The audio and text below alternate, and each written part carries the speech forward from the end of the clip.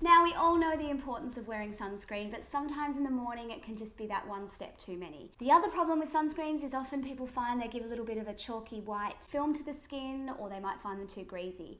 This product is an absolute game changer. It's Dermalogica Solar Defense Booster. You can also add a few drops to your existing moisturiser or your existing serum or whatever you use in the morning foundation, and it adds the perfect amount of broad spectrum SPF. If you mix equal parts to your foundation, it's SPF 50 alone, but once you mix it with your foundation, it becomes SPF 40. So it's still fantastic coverage from the sun, and it mixes beautifully. It doesn't cause the foundation to split. You don't get any bally bits. It also contains antioxidants, vitamin A, C, grapefruit, and green tea, which is great because then it gives you environmental protection as well as sun protection. It's a no-brainer because we all need to be protecting ourselves from the sun every single day.